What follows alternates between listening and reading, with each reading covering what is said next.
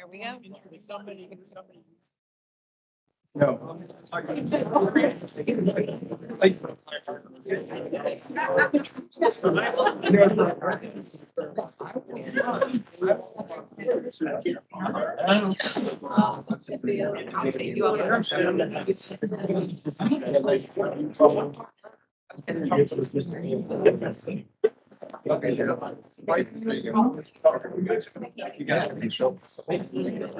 Right. All right, we're I on. think it's resonating. I don't think it's on yet. Oh, that's good.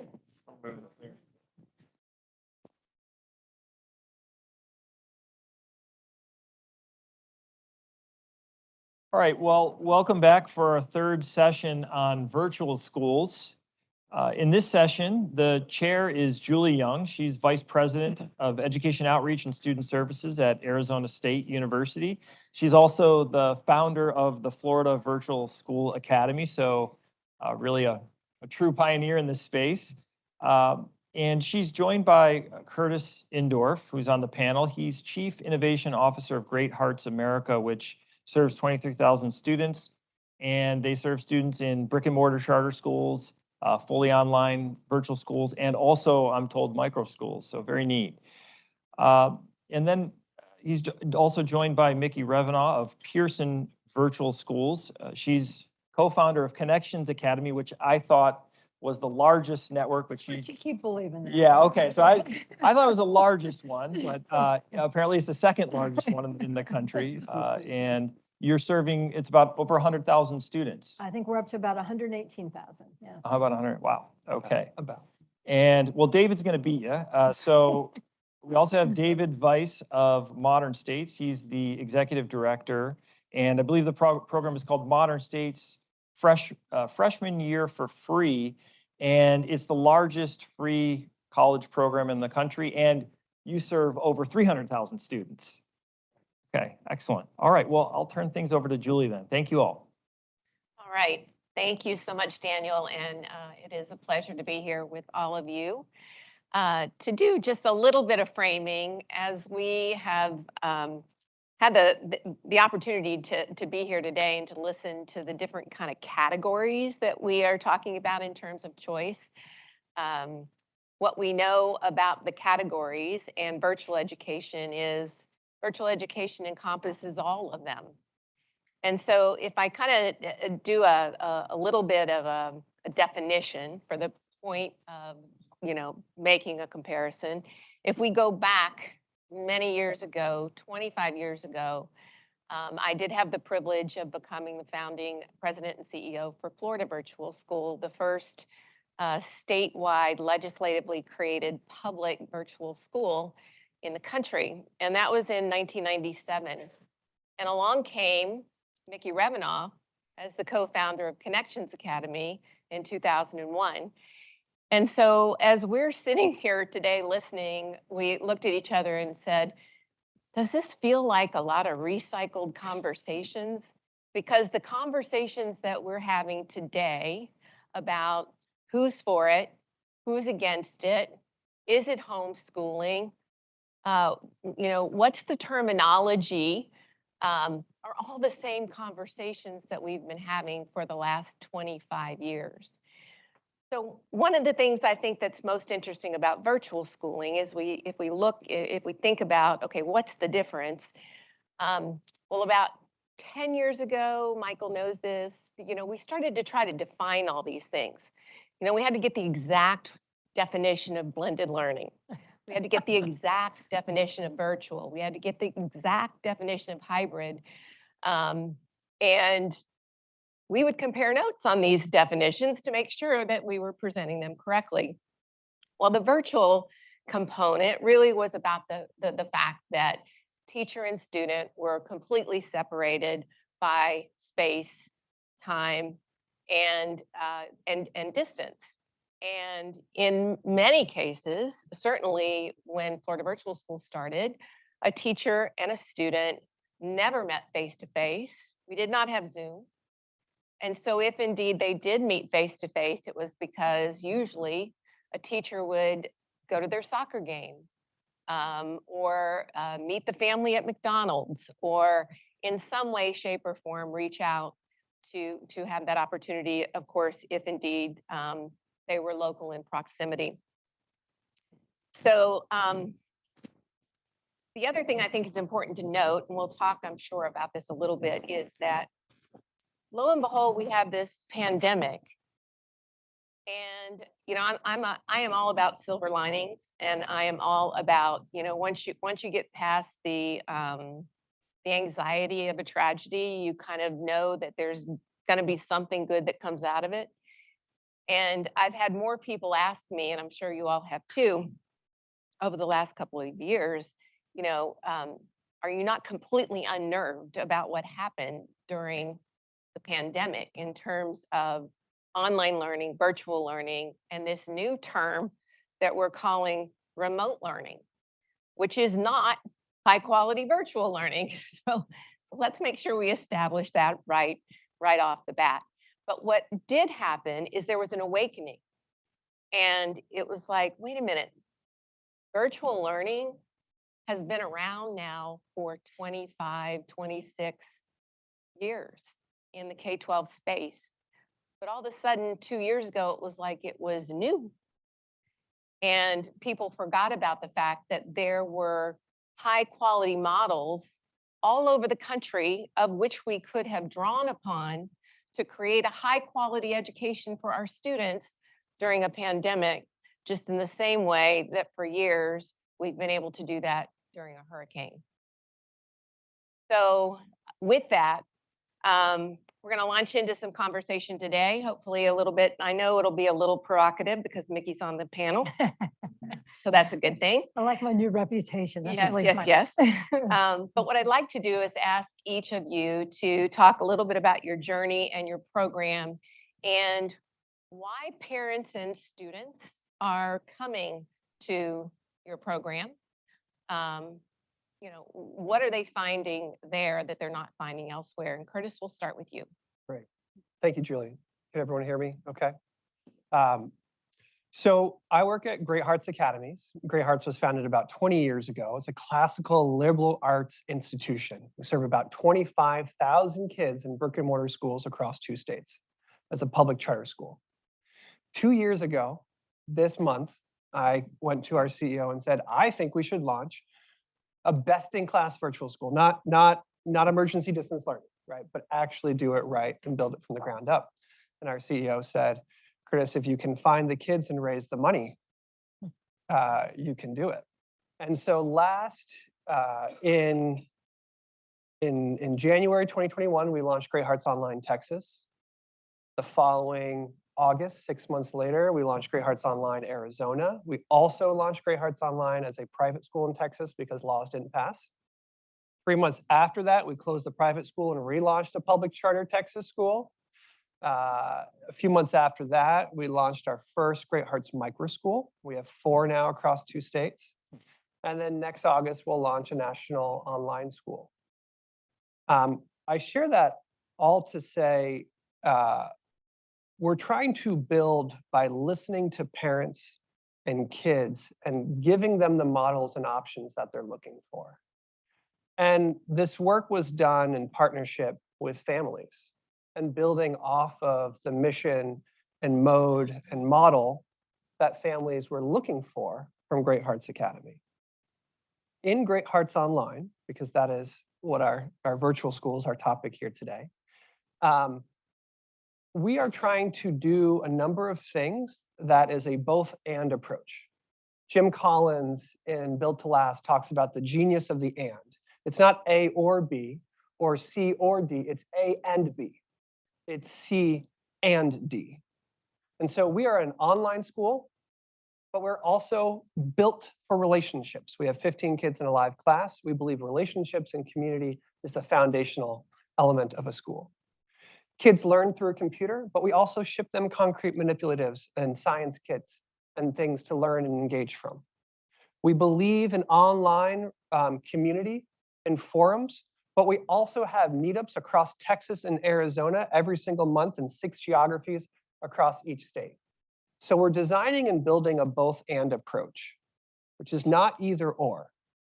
What families are looking for from us is access to a classical liberal arts education that is one of the best in the world in their home.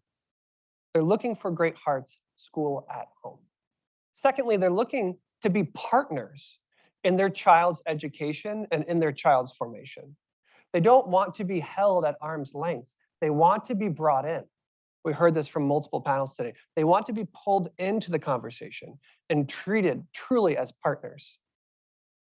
Third, they're looking for community, right? They're looking for class community. They're looking for school community.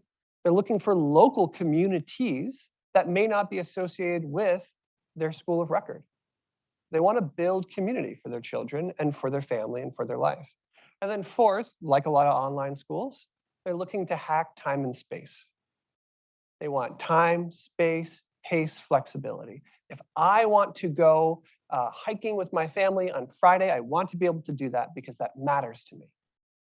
That's what families are looking for. That is what we are solving for by building Great Hearts Online. All kinds of parents, all kinds of families come to our school. The value proposition is school at home, right? We are not right now our model, and we'll talk more about what models we'll build. Right now our model is a tightly woven tapestry. What you do asynchronously on Monday afternoon connects to the seminar and conversation you're having on Tuesday morning, connects to the assignment you're doing Tuesday afternoon, connects to the science project that you're presenting on Wednesday morning. We're a tightly woven tapestry of synchronous and asynchronous engagements. And so there's rigor and depth in conversations and relationship in that. And that's a value proposition to the family, not just to the child. We have so many families of kids that were not successful in the models they were in before, whether they had IEPs and parents felt like they were kept at arm's length. Our SPED coordinator talks to parents, not just children, every week to pull them into the conversation. Parents watch their children receiving services. We're talking about families that live remotely and don't have access to choice in different ways. So a whole large, diverse group of kids and parents and families that are coming to our school and model for a specific reason. All right, Mickey, talk a little bit. If I could have bottled you and taken you along with me, articulate that really well. So I think I've been thinking a lot about kind of reflecting back on how we got started back in 2001, because this was, even though Julie Young was doing this in Florida, what we were thinking about doing is like full-time virtual education in the public school space available to any student, across the state. And really the image that I think drove us from the beginning and still does is the image of the iconoclastic kid, the student who just doesn't fit in the traditional model. I use that term square peg and round hole, and it sounds a little dismissive, but it really is, the gifted fifth grade boy with ADD, that's every brick and mortar teacher's nightmare. That's what, if you were going to build a school for that kid, what would that school look like? And that, I think, is what we tried to build when we were launching Connections Academy. What followed from that is trying to be really thoughtful about the balance of synchronous and asynchronous instruction, the balance of flexibility and community, all those things that end up feeling like two sides of a coin that you really need to reconcile if you're going to have a good education for a student. And so we started out with two schools, one in Wisconsin that we got authorized as a charter because there was a really innovative superintendent in a small district that wanted to do something amazing for a state that had a lot of rural communities that didn't have access to good quality schools and a lot of inner city communities that didn't either. And then Colorado, which continues to be an evolving frontier of various kinds of school choice. And that was a state legislated virtual kind of pilot program that we took advantage of. And I will confess that back in 2001, when we were thinking about launching this, and when our first schools launched in 2002, we had no freaking idea what we were doing. All we knew is that we really, we thought we could bring like the really best teachers together with kids who needed access to those teachers and with the partnership of their parents, and that from there we could build. And so really it's been a 20-year sequence of trying to build content and curriculum so that when students are doing their asynchronous learning, they actually are accessing really high quality, really engaging content. So it's not just reading stuff on a screen, but actually doing stuff. And then when they come together in a synchronous session with their teachers and with their peers, that they're getting the really best part of the higher order thinking skills and work of synthesizing their learning. And that hasn't always flowed out perfectly, because as anybody who's involved in trying to do this in the public school space knows, you have to reverse engineer into a lot of crazy regulations that might not make any sense whatsoever for a virtual school. Taking attendance, like what does attendance mean in a virtual school when you have flexibility of time and space? And so we've done all kinds of interesting things to try to equate time on task with attendance, and then justify that to state regulators.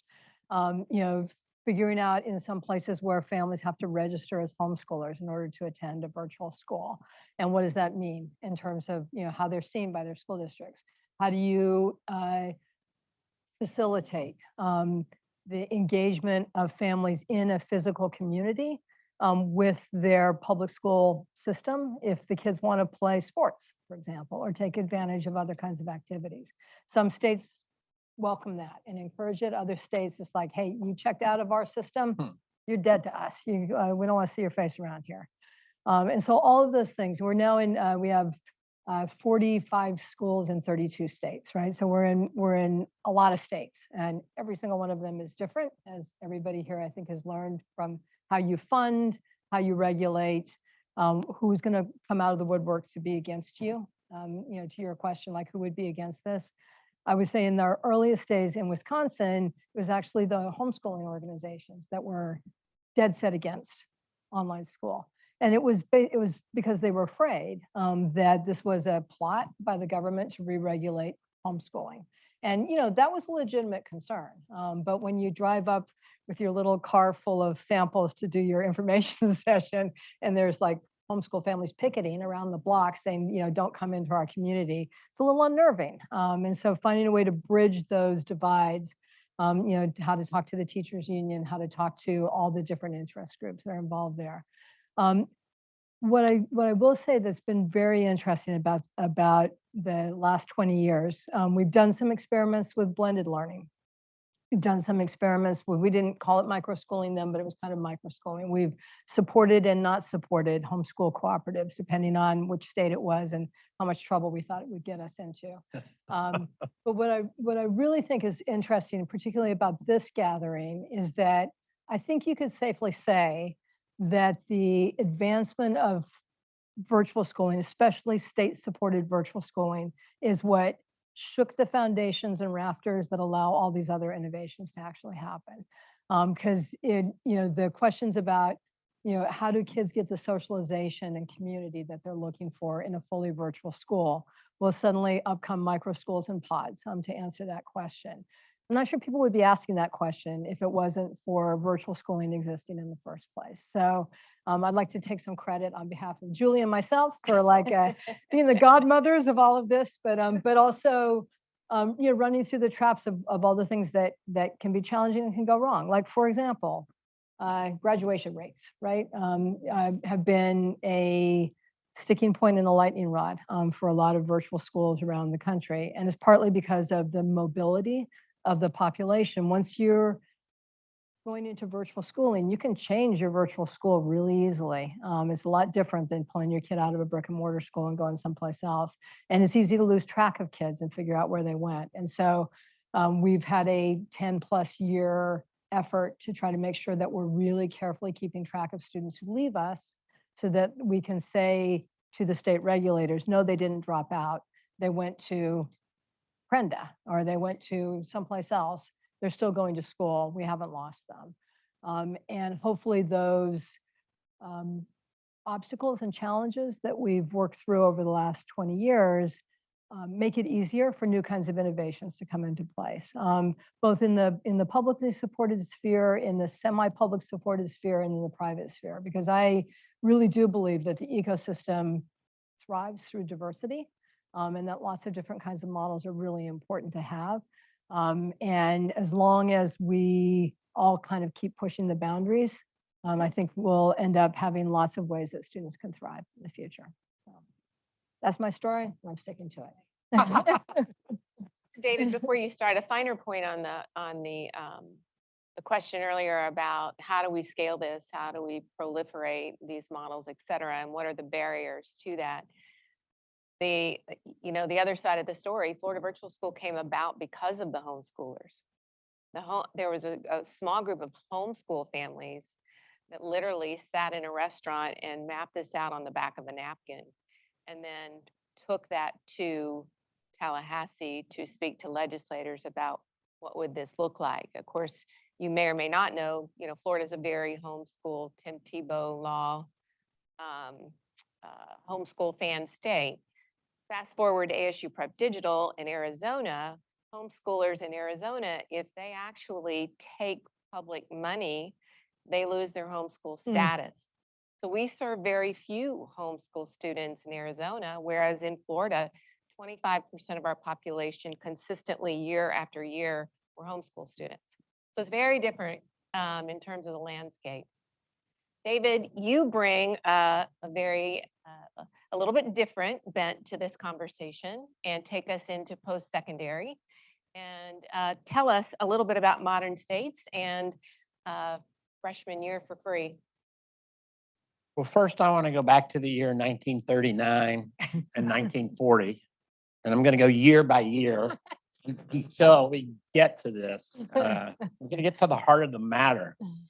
And everyone's talking about virtual learning and online learning and remote learning and distance learning. My dad came to this country in 1939 and didn't speak English. And one of the first things he did while living in Tennessee was enroll in a correspondence course with the University of Chicago. And he took accounting and he took English. So I think distance learning is a heck of a lot older than any of us think. It may be getting delivered in different ways, but as far as my dad was concerned, that's how he learned English. And he never met face-to-face with any of the professors, but he went to Austin Peay State University, which wasn't far from where he lived in Clarksville, and they proctored the exam there for University of Chicago. So this stuff goes back a ways. I'm the executive director of Modern States, and I want to first say that Steve Klinsky, who is the chair of the program on education policy and governance on the board, Steve Klinsky is the real visionary here. He's the founder and the CEO of this program, and I'm the executive director. And we really enjoy working with each other very, very much. What Steve saw was, and he wasn't alone, college has gotten too expensive. And so we set out to figure out a way to make college more affordable and more accessible. And what we did was we went out and hired 32 college professors. And we developed an online course with each of those professors. And those courses were always meant to be online, so they had a high production value. And those courses matched up with a set of exams I had never heard of before. And I don't know how few or how many of you have ever heard of it before. The exams are called CLEP exams. How many of you have heard of CLEP exams? That's a very high percentage, because when I talk to provosts and deans across the country, and I talk to them about CLEP exams, they don't have a clue what they are, and yet their college gives credit for it if you look in the catalog or you look in the online catalog, but they've never heard of it. It's a test from the College Board. It's been around since 1968, 32 subjects, and the College Board has done truly an outstanding job of keeping this in a dark closet with all kinds of stuff on top of it, where someone locked the door, threw away the key. So, people haven't heard of CLEP. But if you take and pass a CLEP exam, CLEPs are mostly key freshman courses plus electives. But, so if you take and pass one of these multiple choice exams, which are much easier, frankly, than AP, and they're fact-based rather than analytical, and you get your score immediately instead of waiting till July, you take and pass one of these, it's accepted for credit at more than 2,900 colleges and universities across the country. So the model for CLEP, when it was created, was get college credit for what you already know. 1968, we had folks coming back from Vietnam. We had other adults in the country, and this was a way for them to utilize the specialized knowledge they had gained to earn college credit. So get college credit for what you already know. We took the model, we reverse engineered it, and we turned it into get college credit for what you learn. And so there really had never been high quality courses to prepare anybody for these exams. And so what these professors did, they didn't teach CLEP prep courses. They teach everything you need to pass the CLEP exam. And as professors would do, especially outstanding professors, they give you more than that. The courses are richer than that. And so you go the next step here. We said college was too expensive, so let's make it free. And so we created a philanthropy. And Modern States, by the way, was originally a play on the name of the accreditation bodies. It's an absolutely horrible name. So don't ever name anything Modern States because nobody's going to remember it. The tagline, however, people remember: freshman year for free. Freshman year for free is something that people can remember. So you go to modernstates.org, which we set up, and you click on View All Courses, and you have a public library of great courses there, and any person, open to all people. And we have high school students, we have college students, we have folks who never went to college. We have people who went to college and dropped out for one reason or another. We've got homeschoolers. We're like a gift. Suddenly you're at home and you're the parent and you're trying to teach your kids and you have 32 courses right there, because people are increasingly giving dual credit for these courses too. So it's a gift to the homeschooling mom. I have heard from a lot of homeschooling moms. I have never heard from one homeschooling dad. That's it. I just want to point that out. Not one. And so what happens? The course, you go to that, the courses are free, the textbooks are free. You score high enough on the practice CLEP exam that we somehow borrowed from the College Board when they weren't looking, and you get a voucher, also free. And you use that voucher, you pay for the CLEP exam, everything's still free. You have to pay a fee at a test center. We reimburse you for that. And lo and behold, you pass that exam. And passing means getting a score higher than 50 on a scale of 70.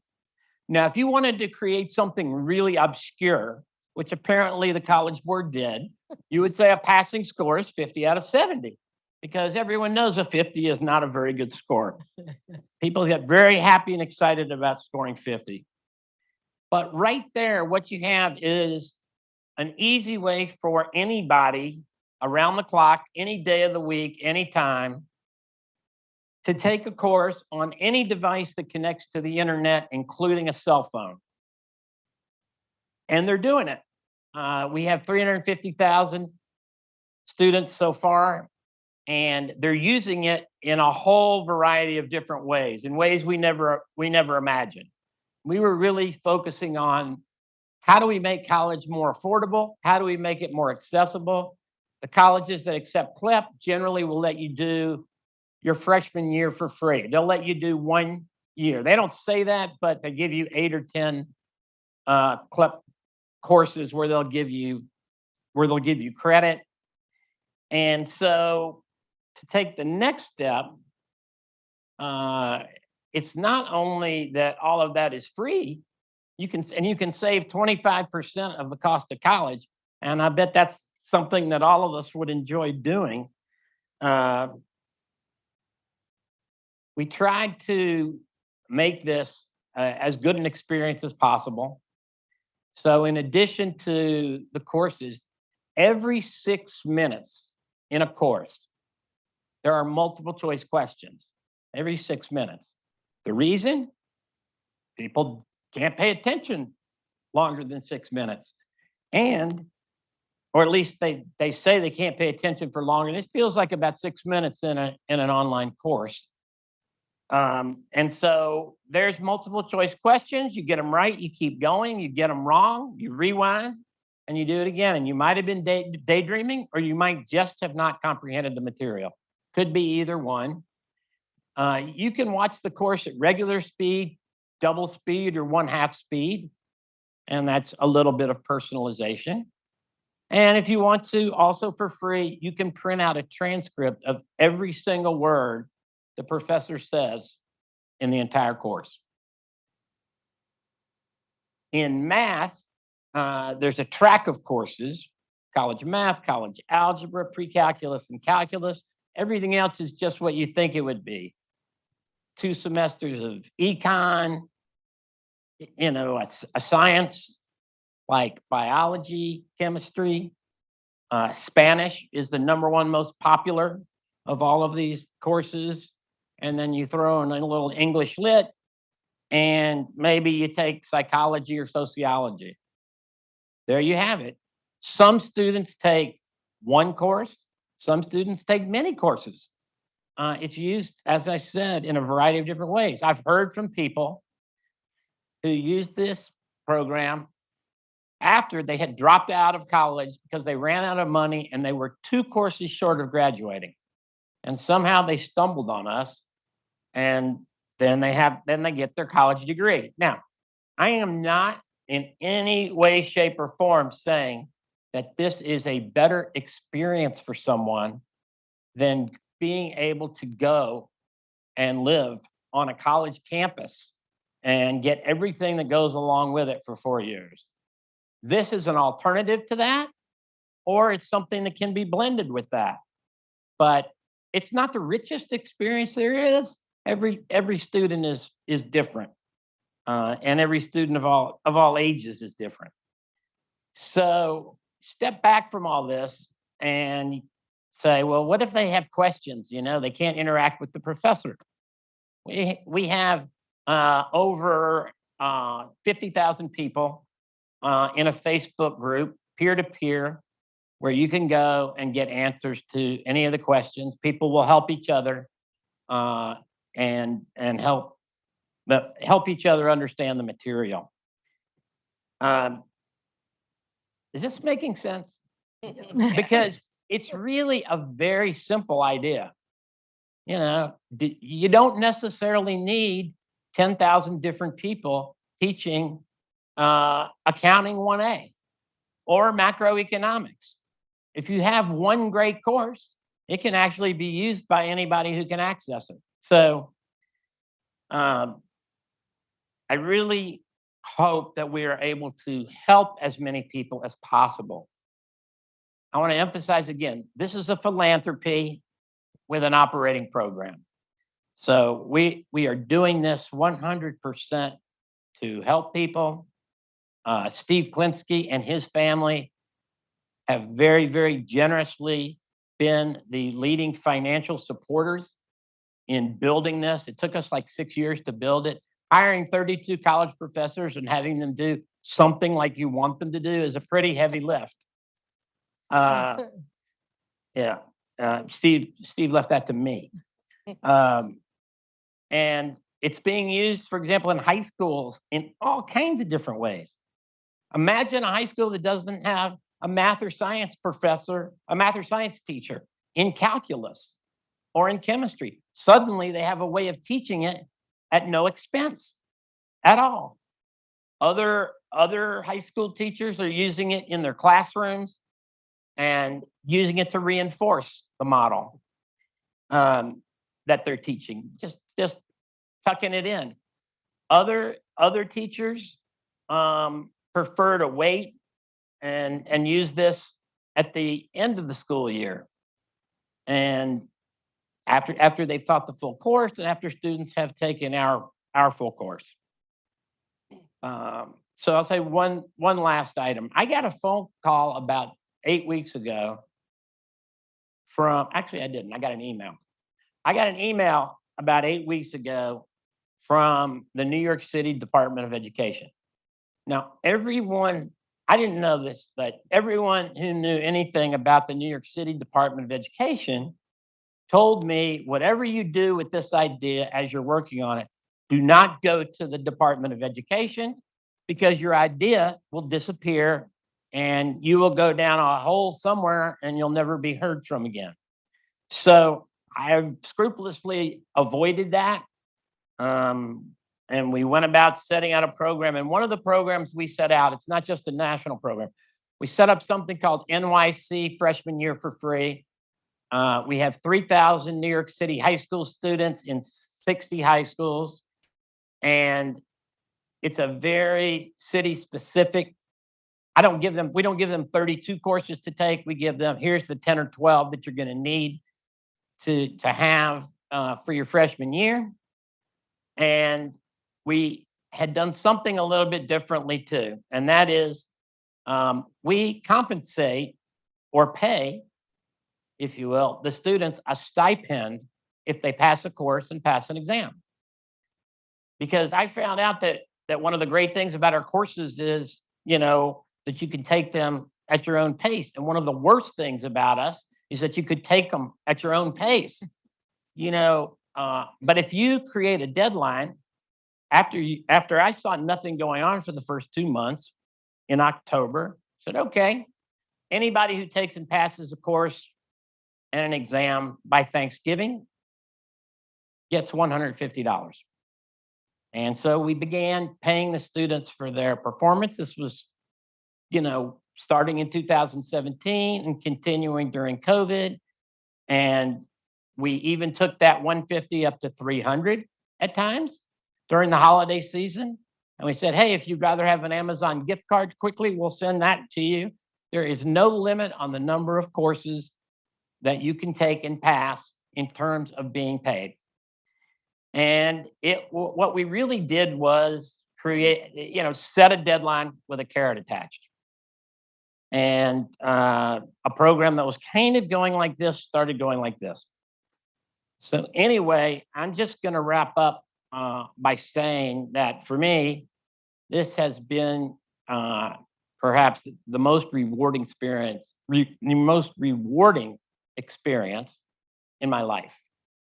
Because being able to build this and then being able to help people, individuals, and we hear from a lot of them, realize their potential and give them an on-ramp to college is special. And the one thing I never thought about at all when we were putting this together is how important confidence is.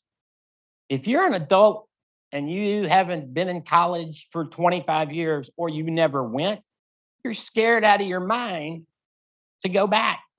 But this is risk-free. You dip your toe in the water, you do one of these courses, you take it from a professor who teaches at Columbia or Hopkins or one of the SUNY schools or Rutgers, and suddenly it gives you the confidence that you can go back to college and do it. And so confidence is a really big factor. I knew we'd help people save money, through these courses, but I didn't know we would help people gain confidence. So thanks. Thank you, David. So, I think what you're hearing is there's such a wide variety of opportunities that have now presented themselves. And for years, virtual education has come under a lot of scrutiny. Is it better? Is it as good? Is it ethical? Is there efficacy to it? How do you know the student is doing the work? All of those questions that come about. But I want to zero in on what we've been talking about in the previous two sessions about community and the polarization or the potential polarization. That is the other thing that has forever come under scrutiny, is that, oh my gosh, these kids must be isolated. What kind of kids actually do take your courses? I remember people saying, are your kids incarcerated? I was like, no. What's wrong with them that they would want to be in these programs? What we know now about virtual education is that all students are taking it in many different ways, and the potpourri of types of students that come to virtual education really depends on where they are in their life at the moment and what's going on with their families at the moment. But with that, let's bust the myth that students who are in virtual programs are isolated hermits that never talk to other human beings. Who'd like to start? I'll jump in on that. I'll jump in on that just because it's been a really fascinating thing to watch.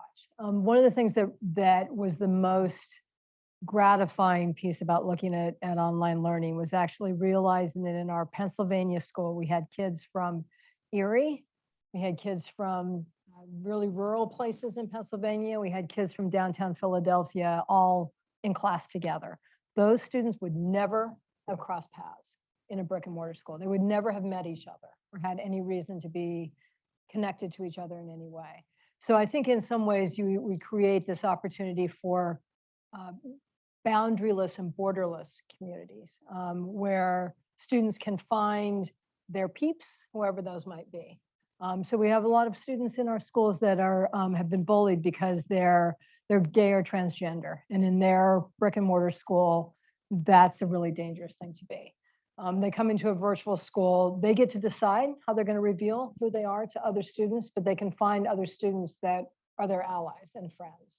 And then the really wonderful thing is sometimes students get together in person, and once they do that, they've been best friends for a year already. And that's a really celebratory kind of thing. So I think there's that, the sense that students build communities of choice, and that those are very vibrant communities, and that these online schools give them an opportunity to do that without barriers of geography and time that would otherwise get in the way of them knowing each other and connecting with each other. Thank you for that. Kurtis, how about you? How does Great Hearts Online build community? And Thank you. So our school is incredibly diverse. For example, in Texas, in Great Hearts Online Texas, 24% of students are Hispanic, 19% white, 43% Asian, 11% Black. 10% of our kids speak Telugu as their primary language at home.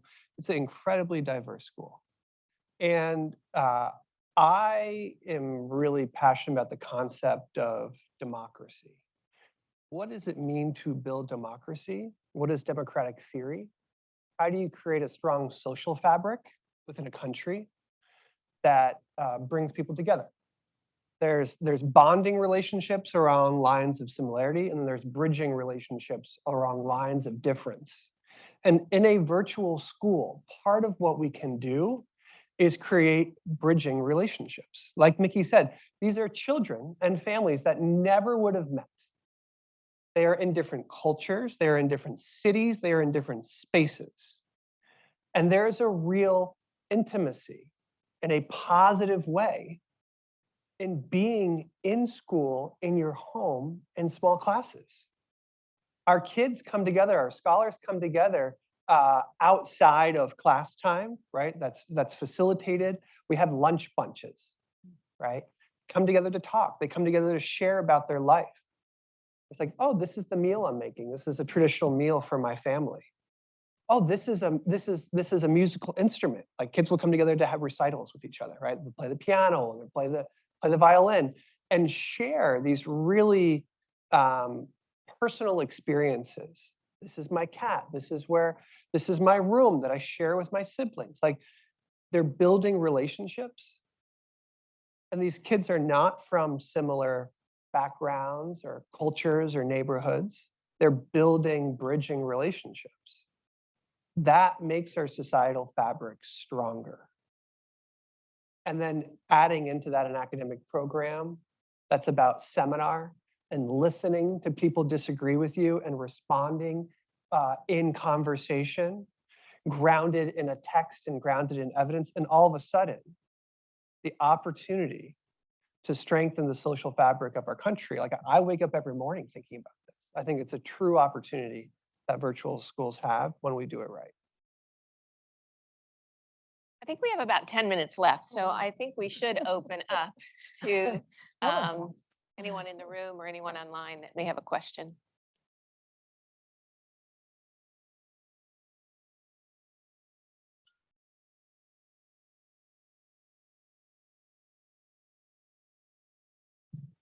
So I'm going to channel the lieutenant governor and ask the skeptical question. So why has the track record from a research perspective on virtual learning been so disappointing? Mickey, I was looking at the results for Connections Academy that Pearson has on the website, the efficacy evidence, and I think the most recent data suggests that most students do about as well as in terms of academic growth over time as other students, but you have less positive results for students who have been mobile during their time with you. But I've heard a lot of disparaging comments made about the, as good as being the right standard. And if we look at the literature on virtual schools more generally, there's some debates about how the studies have been conducted, but it's pretty disappointing. So why is that the case, do you think? What do we make of it? What should someone like Kurtis, who's trying to, you were careful to say, I heard you say a best in class, right? You don't want to be just another virtual program. So love to hear you all reflect on that. I'll take a first crack at it. I think one of the things that has been a learning over the last 20 years is that the challenges that exist in brick and mortar environments are amplified in some ways in an online environment. And that includes mobility. So this mobility question is one that has bedeviled us, honestly. And it comes down to like figuring out how to stick with kids across different systems and making sure that they're accessing education in a way that will get them where they want to go. The other is sort of like what are the circumstances that you need to have in place for different kinds of learners to learn different topics. So one of the things that we've learned the hard way is that math, some students learn that really well in a more self-paced, autodidactical environment where the teacher then comes in and helps, build and add to. Other students need something that is not as boring and reductive as direct instruction, but that builds in a lot of supports. And finding a way to do all of that variety of things in online learning, especially if you're trying to scale, has been a bit of a challenge. I think we've learned a ton actually since the pandemic, to be honest with you, because we had a huge influx of families that came into our virtual schools trying to escape the emergency remote schooling that they knew was terrible, that was happening in their school districts. And figuring out with our teachers ways to do a lot more differentiation for students within both the synchronous and asynchronous work that they're doing, finding ways to codify that and build on it, and trying to do that in a hurry so that we're not leaving further generations of students behind. There's, no one would say that the traditional system was perfect by any stretch, and we're trying to, bring everything together in one kind of modality of instruction, and then try to improve upon it as we go along. And guess what? It turns out that it's not easy, and that the important lessons to learn about how each student how each student learns best can't be answered by a single mode. That you have to have a lot of diversity built into your program in order to meet. And I think that sounds like, Kurtis, what you're trying to do in Great Hearts from the get-go with your online school. Yeah, so I'm a teaching and learning person from the beginning, right? In largely brick and mortar schools, academics across Achievement First and chief academic officer at KIPP, and teaching and learning is the beginning. Building a really excellent online school is far and away the hardest thing that I have ever done in my life. It is incredibly challenging to do, and it's incredibly challenging to do well with the resources you have, right? A lot of people think, oh, online schools, you don't have to pay rent. Therefore, we'll pay you less money. We have invested $4.6 million into developing our micro schools and our online schools over the past 2 years, in addition to per pupil funding, because it takes a massive amount of design, investment, development, ratios, things to take into consideration. And so we're doing a lot of those both and design decisions, which are very, very expensive design decisions. And it's very hard to do. And our school is in the top tier of Great Heart schools in Arizona and Texas. Kids are learning, they're thriving. Our SPED pass rates are over double the Texas average in brick and mortar schools in an online school. And so it's possible, right? And Mickey and Julie and others have proved that it's possible. And it's incredibly hard because there's a lot of shortcuts you rely on in an in-person setting. And there's a lot more engagement that's needed with parents and families. So I think it's very possible, but there's also a lot of assumptions about it costs less money, you can just do X and Y will happen, which are not true. Besides thinking about some of the many issues we've talked about, we asked ourselves one question when it came to education, and that wasn't the only question, but it was an important one. Who are the most forgotten people in America? And the answer to that question that we came up with is those who are incarcerated. By and large, the 2 million people in prison are forgotten by our society. So we set out to provide all of our courses to inmates across the country and to give them the opportunity both to learn and to earn college credit for free. They have tablets, and the tablets connect to a secure server that sits inside the prison because they're not allowed to go on the internet. They're using these courses, and right now we're at 325,000 having access to our courses. I think we'll soon be at about 500,000, which will be a quarter of that population. And so there are things that can be done. And this is good for the individuals. It's also good for society, by the way. A RAND study shows that if someone incarcerated has access to a high quality education while they're there, the recidivism rate drops by 41%. So hoping that it works well and helps people. Other questions? I know Darrell has one. I have the opposite side of this question. So let's presume the quality side of it, right? So it's a question on how it impacts higher ed. So my son, for example, had a wonderful learning experience where it was focused on mastery, focused on completion, ended up entering college with 63 credits, basically walking in as a junior, and promptly almost failed Calc 3. And so the question becomes, what do you guys think as we focus on masters, we focus on completion, as we provide an individualized instruction, what is the impact to higher ed going to be? The use of AP courses isn't anything new. And 63 sounds like a lot. And so I just want to say that's your son, he's not the typical student. So by any means. But all I can say is the students who are taking our courses are scoring at a rate of 78% versus a 64% national average. And those who take one of our courses at the freshman level and pass a CLEP exam do better in the next sequential course than other students.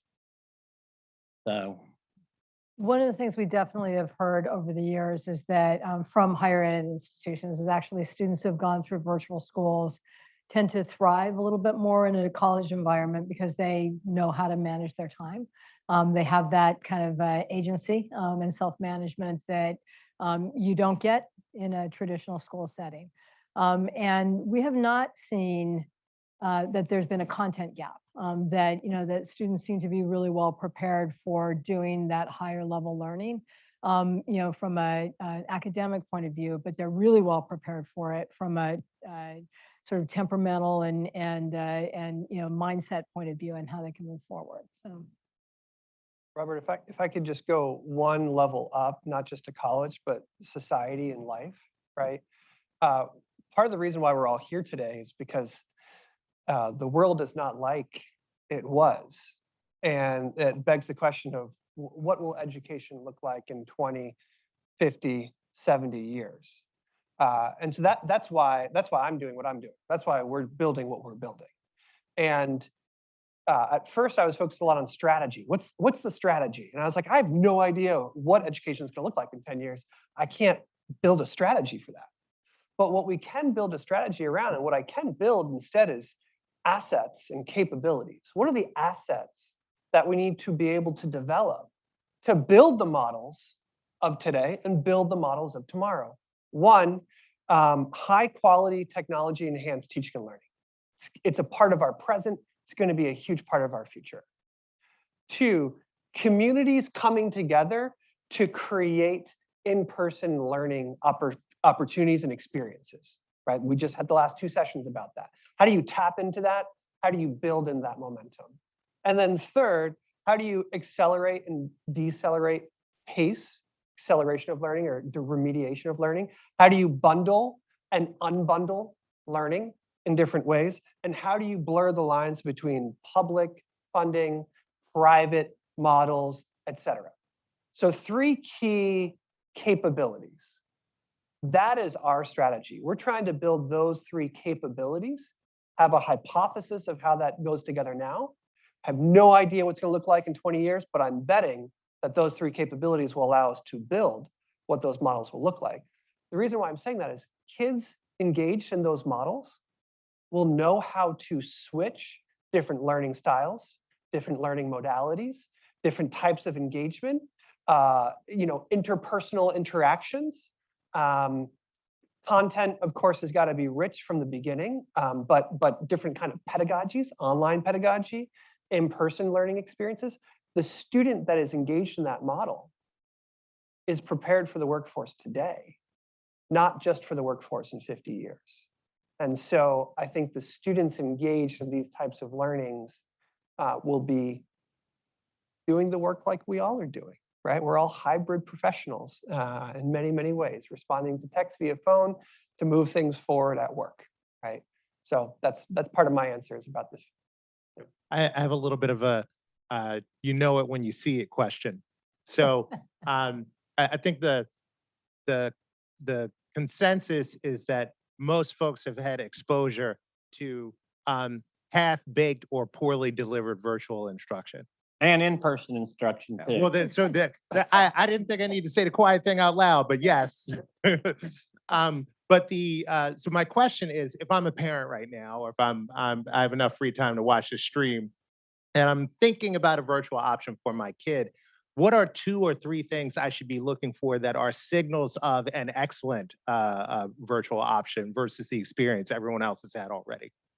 Great Are you question. talking about for high school or in any case? The answer is yes. Okay. Well, I think one of the things you ought to look for is the quality and the caliber of the teachers. I think in almost any class, whether it's a professor or teacher who is engaging and is not just a subject matter expert, but knows how to really draw people in. That's really the key thing, I think, that distinguishes, perhaps an average course or a good course from a great course. And there's a lot. The other thing I would say about it is that there are a lot of free courses online that you can take, offered by all kinds of places, but we're the only one that actually leads to college credit. So if that's important to you, college credit would be another question that you would ask. How about you? Yeah, I would say, know your kid. Know your kid first. Know how they learn and know how they learn best in each subject that they're tackling. Because it might be that what's a really great high quality offering for one student might not be the great quality offering for your student. So part of the question is, can your school accommodate how my kid learns best? And if the answer is no, then that might be a great school, but it's not a great school for your family. And that includes how much synchronous do they need? How much self-paced learning do they need? How much being with other students? How much not? And that, I think we're also discovering, varies a lot for an individual kid across different things that they're studying. So more and more this idea of mixing and matching things together becomes really important. Quickly, Kurtis. What is the culture of the school? Does it have a culture that's intentional and shaped? 2, is the curriculum and the content rich and aligned to the science of learning? And then 3, which I think is what Mickey's saying, do they have strategic clarity on what they're solving for and who they're trying to be? I think there's a lot of schools in general, they're just like, we're just going to do it. Well, why? What's the problem you're solving for? What can you do better than anybody else? And why is that a net gain for society? So strategic clarity, I think, is really, really critical. If you don't have that, everything else is fuzzy. I'm going to take a moderator privilege and answer the question too. How they involve the parents. Yeah. Because a high quality virtual program without parent involvement is not going to be a high quality virtual program. So if that parent is engaged as a partner, then that child will have a much greater opportunity for success. All right, well, thank you. That's the end of our session. And I would just ask everyone to hang on for one moment. Antonio, sorry about that noise. Antonio has some logistical information for tonight's dinner for you, but before we turn things over to him, thank you to the panel.